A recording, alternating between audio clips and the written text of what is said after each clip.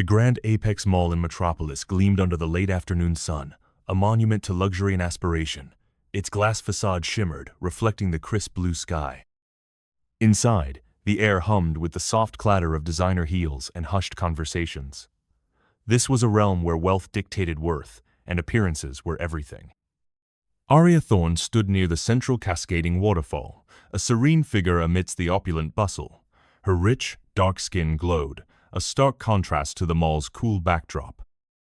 At 32, Arya exuded an understated elegance, born not of expensive silks but of deep-seated purpose. She wore a simple, well-loved linen dress and sleek loafers, clutching a canvas tote with her sketchbook and watercolors.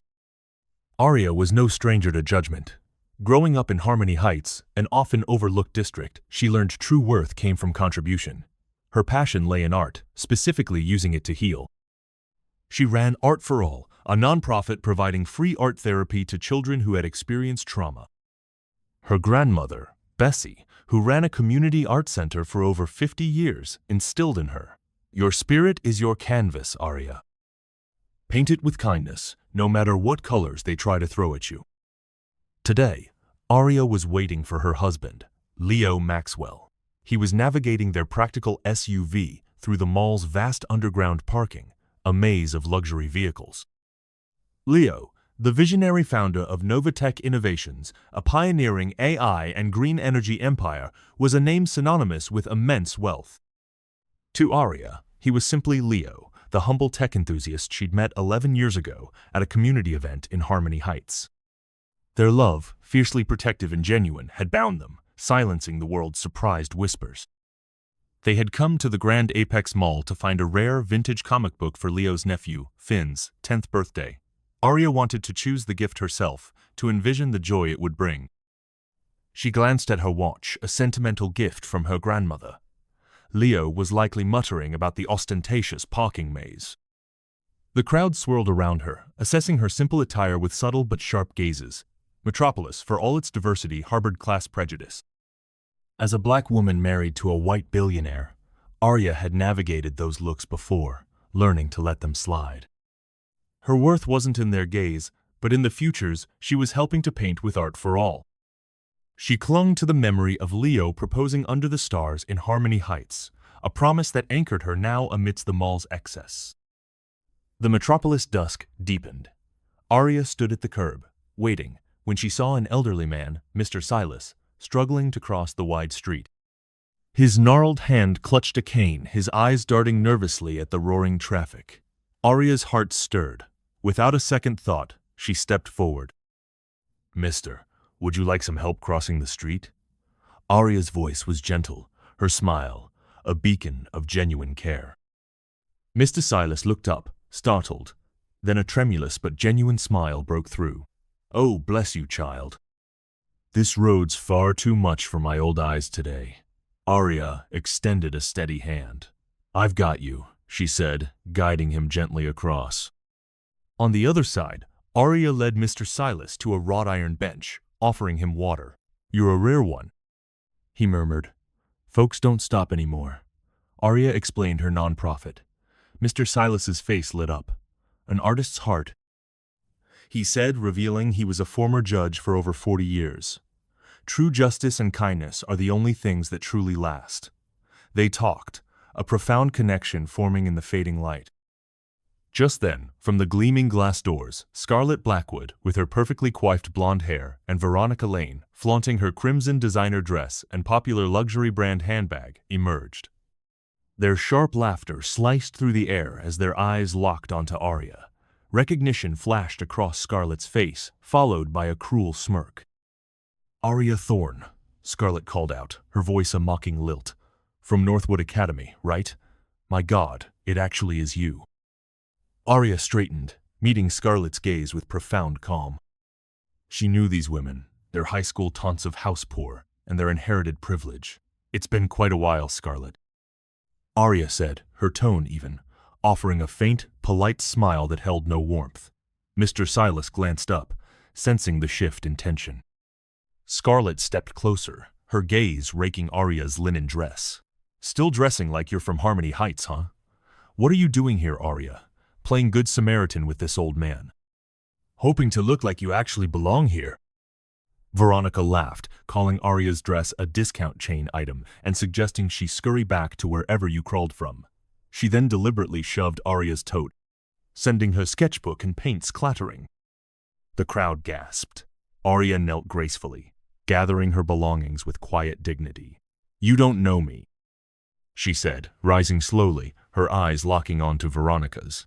"And you absolutely don't get to decide who belongs here, or anywhere else for that matter." Before Scarlet could retort, a deep, commanding voice boomed. "Scarlet Blackwood, I thought you'd learned your lesson about manners by now." Everyone turned.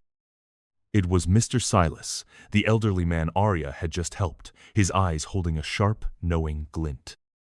Scarlet visibly blanched, her smug expression dissolving into sheer terror. Mr. Silas?" she stammered. Then, an equally authoritative voice, filled with controlled fury, cut through the stunned silence. "Who dares to speak to my wife in such a manner?" Leo Maxwell strode purposefully into the comic store, his tailored suit sharp, his eyes blazing. The crowd instantly recognized Novatech Innovations' Billionaire founder. Leo's gaze softened only for Arya. He crossed to her, resting a protective hand on her shoulder. "You okay, my love?" Arya nodded. Leo turned to Scarlet and Veronica, his voice cold as steel. "You dared to call my wife a nobody?" She single-handedly built and scaled art therapy centers in neighborhoods you wouldn't ever dream of setting foot in. She's brought healing and hope to entire communities you've never even seen.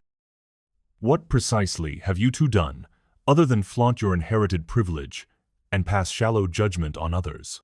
Then, his gaze lingered on Scarlet. "And Scarlet," he added, his voice chillingly quiet, "tell your father, Mr. Blackwood, that while his attempts to sabotage Novatech Innovations a decade ago were quite amateurish, they certainly were memorable. I've always found it ironic how often those who criticize from the shadows are the ones hiding the most." Scarlet's face drained of all color, her jaw dropping. Veronica clutched her handbag, utterly silent, their bravado shattered by the dual revelations. Leo's hand tightened on Arya's shoulder. He paid for the comic, his pride and love for Arya shining through. Arya gently slipped the package into her tote. They turned to leave, Scarlet and Veronica shrinking back into the crowd, their arrogance shattered. Arya's quiet strength outshone them all. The gleaming glass doors of the Grand Apex Mall slid shut behind Arya and Leo. The metropolis night unfurled before them. Arya clutched the vintage comic, a quiet triumph chosen with profound love for Leo's nephew. Her linen dress caught the gentle evening breeze, but her heart burned with an inner warmth that far outshone the plaza's bright floodlights. Leo's strong hand rested protectively on her shoulder, his fierce yet tender eyes lingering on her. The plaza buzzed with vibrant life as they neared the bench where they'd left Mr. Silas. He was still there with his daughter, Dr. Elaine Silas, head of a major community clinic in Harmony Heights. Mr. Silas's eyes lit up. "There's my angel," he called out. Arya crossed to him, Leo by her side. "You're still here, Mr. Silas," she said, kneeling. Dr. Elaine extended a hand. "I'm Dr. Elaine Silas, Mr. Silas's daughter. My father told me all about you, Arya. He said, you're truly one of the good ones." Mr. Silas, nodding proudly, added, "This child's got a heart bigger than this whole city, Dr. Elaine." Dr. Elaine then shared her clinic's needs. Mr. Silas, a former judge, acknowledged Leo, hinting at his knowledge of Leo's past corporate battles. Leo, in turn, offered Novatech Innovations substantial support to Art for All, pledging $750,000 to expand their art therapy programs and inviting Mr. Silas to oversee a mentorship program. Dr. Elaine's eyes widened with profound gratitude. Mr. Silas, his face alight, nodded in agreement. Arya caught a final, distant glimpse of Scarlet and Veronica hurrying out of the mall, their bravado replaced by unease and shame. Arya felt no lingering anger, only a quiet hope they'd glimpsed what truly mattered. Arya and Leo walked hand in hand to their car, the vintage comic safe. The drive home was quiet, Metropolis's lights blurring past, a constellation of shared dreams and conquered struggles. Arya leaned against the window, reflecting on the day. Scarlett's venom, Mr. Silas's heartwarming warmth, Leo's fierce protective defense, and the subtle revealing of past injustices, and the promise of new, vital connections.